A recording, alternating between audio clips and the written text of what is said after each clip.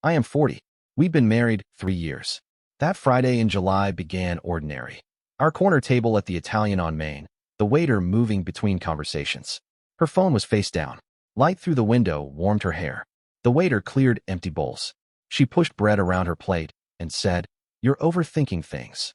I pointed at the faint water ring on the table we'd both seen that morning. "I asked you to move the living room plant," I said. We agreed. She smiled the way she used to when she didn't want to argue. "I answer to myself," she said. "I make my hours. I don't need permission." Those words landed like a deliberate cut. I tried 3 calm sentences about shared plans and small duties that keep a home together. She already had 1 foot toward the door. "Wait, what are you doing?" My hands were flat on the table, feeling stubborn and foolish. She left. Heads turned.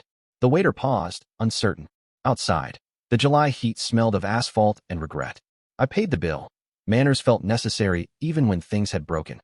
At home, her answers were clipped. "I'm my own boss. I have deadlines. Stop policing me." The house became a stage for her independence, and I was the audience of a play I hadn't auditioned for. 2 weeks later, she packed a suitcase. Mid-drive, a voicemail. "I need space." The suitcase felt like proof of a decision I hadn't been part of. I muted the chat. Turned off read receipts. Set do not disturb at 9:03 p.m. on a Tuesday. It was not a dramatic punishment. It was a pause to let absence speak. I kept to small routines. Coffee at 6:30, a short run, notes on the fridge, milk in blue, call plumber in red. I moved her toothbrush to a mug on the counter so she'd notice the absence. Little nudges, not a show. Silence carries its own weight. Her calls began practical. "Where are you?"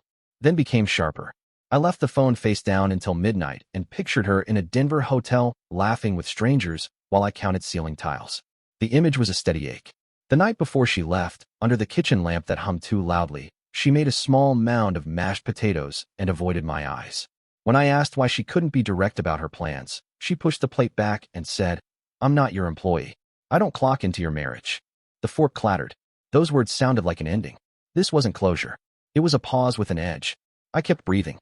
I thought about the small rituals we'd built and how quickly they looked like props when one person stopped showing up. Nights blurred after that. I sat on the couch at 1:12 a.m., the news murmuring about a storm while an empty wine glass sweated on the table. The neighbor's dog barked twice, and the house kept its secrets. I replayed her phrase in my head, "I'm my own boss," until it felt foreign. Little chores I'd taken for granted, like folding towels or swapping the garbage bag, became markers of what she had stopped sharing. I didn't want drama. I wanted to be seen, to have small things acknowledged as part of a life. Instead, I kept my distance. I didn't respond to her messages for 3 days. The quiet felt strange at first, like walking through a house that forgot how to echo back. Then, one evening, the doorbell rang. When I opened it, she stood there, hair frizzy from the rain, eyes sharp but tired. She wasn't crying. She looked furious. "You think this is how adults handle things?" she said. "Ignoring me? You think silence makes you right?" I didn't move from the doorway. "I think it makes things clear." She brushed past me, dripping water onto the floor, her perfume trailing behind. The same one she said made her feel powerful. She tossed her bag onto the couch. "You could have at least answered me," she said. "You made me look desperate." I stayed near the door. "You left, remember?" She turned, crossing her arms. "I needed space, not this game you're playing." "This isn't a game," I said. "It's peace." That word hung in the air like a wall she couldn't see through. Her jaw tightened. "You think being quiet makes you the bigger person?" "No," I said. "It just makes me tired of explaining myself." The rain outside grew heavier, tapping against the windows. She started pacing. The squeak of her wet boots filled the space between us. "You didn't even call to check on me," she said, voice rising. "You said you wanted freedom," I answered. "I figured checking in would break your rules." Her face shifted, just slightly, pride fighting with guilt. She dropped her arms and looked around the living room like it was foreign. The plant she refused to move was still there, now brown at the edges. "You still care about these little things," she said quietly. "They're what hold life together," I replied. She laughed once, sharp and hollow. "That's your problem, Michael. You treat everything like a checklist, the plant, the groceries, even love." I didn't react. Not this time. When I stayed silent, she lost her rhythm. She wanted an argument to climb into, something she could win. But I gave her nothing to hold. She tried again. "Say something. You think this will make me feel guilty?" I stepped closer, calm but steady. "No. I think it'll make you realize that not everything deserves a reaction." Her expression cracked for a second. "You think you can teach me a lesson with silence?" "I'm not your teacher," I said. "Just the person who got tired of being told to stop caring." She looked away. You don't get it. I built my own business, my own path. I wanted you beside me, not over me. And I wanted you with me, I said simply. The clock ticked behind her, steady and cold. She ran her fingers through her hair, took the keys from the table, and muttered, "You'll regret pushing me away." "I'm not pushing," I said. "You're just walking faster than I can hold on." She didn't answer. She slammed the door instead. The handle shook, then went still. I stood there for a while, listening to the rain and the faint sound of her car pulling away. The quiet didn't feel peaceful anymore. It felt earned. That night, I sat on the couch again, same time as before, same glass on the table. The news droned about traffic accidents and small-town weather. I thought about how love can survive big fights, but crumble under small neglects. That shut her up for a moment. She stared like she was trying to decode a language she'd once spoken but forgotten. The rain was still coming down outside, but now the room felt too still, the kind of silence that demands truth. "You didn't even ask how I was," she finally said, softer now. I took a breath. "You didn't want me to. You said you were your own boss, remember?" Something flickered in her eyes. Guilt, or maybe realization. It passed quickly, buried under pride. She looked down at her hands. "I didn't go to Denver for work," she said. The words came slowly, like she'd been holding them in too long. "I needed space. I met someone there, a photographer. It was nothing serious." The sentence hit like a dull punch. Not surprising, just final. I didn't shout. I didn't demand details. I just stood there, hands steady, listening to the sound of my heart catching up to the truth. "Nothing serious," I repeated. "You said that about us once too." She moved closer, maybe out of guilt, maybe habit. I panicked, okay? "You were so focused on plans and routines and order." I felt like I couldn't breathe. Her voice wasn't defensive anymore. It was searching for understanding. "I wasn't trying to trap you," I said quietly. "I was trying to build something that would last." She shook her head. "I just wanted to feel like me again." The sad part? I understood. I really did.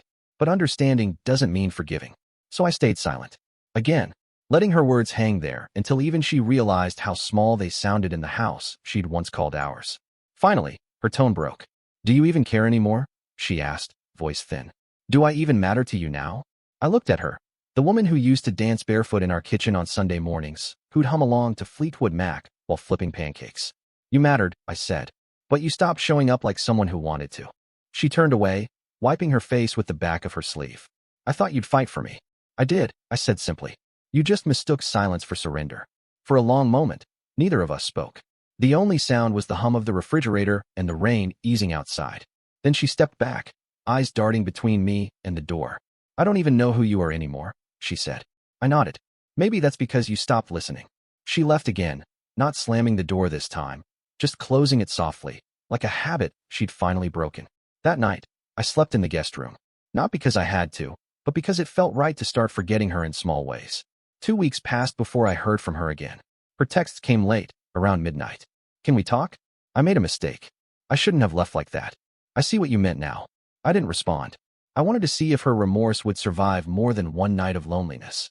3 days later, I saw her Instagram post, a photo of her holding a wine glass, captioned, "No man can mute me." And that was it. That was my closure. I blocked her. For real this time. No explanations, no goodbye.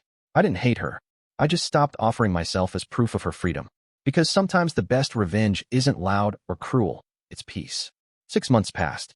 Life slowed down, not in a sad way, just quieter.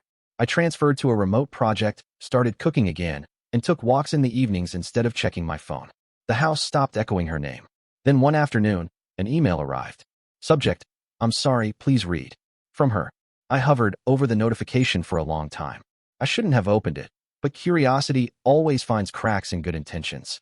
She'd moved back to Ohio. The photographer from Denver, the one she'd met while chasing her freedom, had left her. "He said I was too controlling," she wrote. I almost laughed, not from spite, but from the irony of it all. She spent years running from structure, only to be told she was the cage this time. The message ended with, "I miss the peace you gave me. You were never controlling. I was just scared of calm." I didn't reply.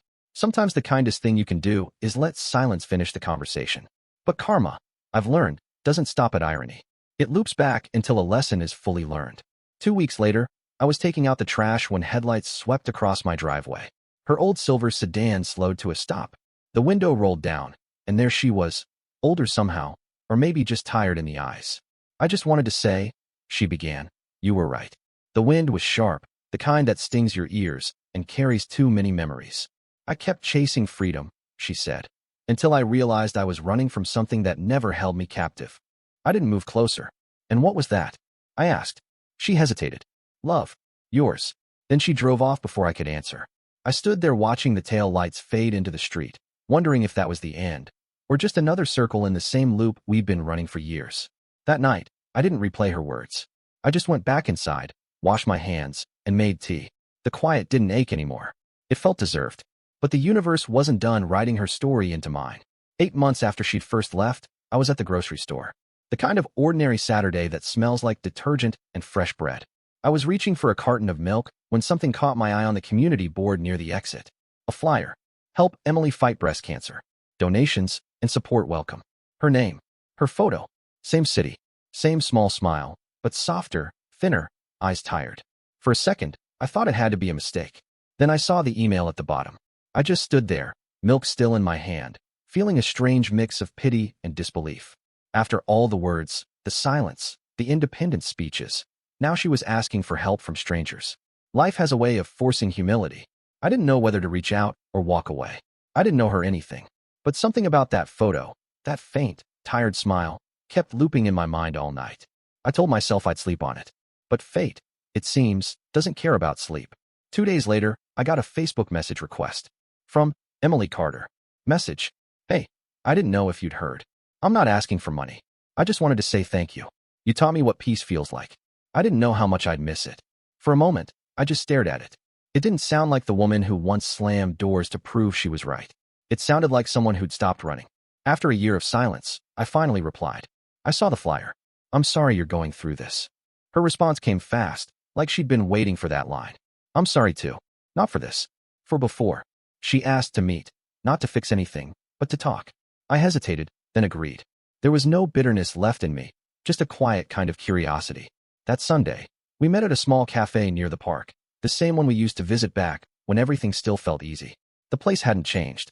The same chipped mugs, same 2000s playlist humming low in the background. She walked in wearing a soft gray scarf, thinner than before, but still holding herself with that mix of strength and pride. When she smiled, it wasn't the confident grin she used to flash in arguments. It was smaller, gentler. We didn't dive into the past. We talked about small things, the coffee being too strong, the rain in the forecast, and the new owner repainting the walls. The conversation moved like old friends testing their footing again. Then, halfway through her cup, she looked up and said, You know, I used to think love was about control. Whoever cared more had the power. I nodded. And now? She took a slow sip before answering. Now I think love's supposed to feel calm. You were right about that. I smiled a little. We both learned too late. She reached across the table. Her fingers brushed the edge of my hand. Not a plea, not a gesture for attention, just quiet contact. I'm not asking for a second chance, she said. Just forgiveness. And in that moment, I realized I'd already given it. Somewhere between the silence, the sleepless nights, and the peace I rebuilt without her. We talked until the cafe lights dimmed. She looked tired but lighter, like someone who'd finally put down a weight she'd carried too long. When we stood to leave, she said softly, I hope you keep that calm, Michael. Don't let anyone take it again, not even me. I nodded. I won't. That night, as I drove home, the air felt clean. For the first time in years, her memory didn't hurt. It just existed, like a closed chapter on a bookshelf. But life wasn't done. A few weeks later, I got a letter in the mail, handwritten, no return address. I knew it was hers the moment I saw the curve of the letters. Inside was a single page. Hey, boss man, funny, right? That's what I used to call myself. I wanted to thank you for being the one person who never screamed back. I don't know how long I have, but I hope you keep your peace. Don't lose it, not even for love. Emily. I didn't know whether to laugh or cry, maybe both. That evening, I drove to the lake we used to walk around every Sunday morning. The sky was melting into orange and blue. I played Landslide by Fleetwood Mac, her favorite. The song floated across the still water, and for once, I didn't feel bitterness or nostalgia, just stillness. Silence wasn't revenge. It was closure. Later that night, I placed her letter in the drawer beside the wedding ring she'd returned months ago. Not as a keepsake, just proof that sometimes, endings don't need noise. She wanted to be her own boss. And she was, right to the end. But peace, I've learned, doesn't come from control. It comes from letting go. And that's how it ended. No shouting, no revenge, just karma, quiet and complete. If you were me, would you have forgiven her? Or would you have let silence be the last word?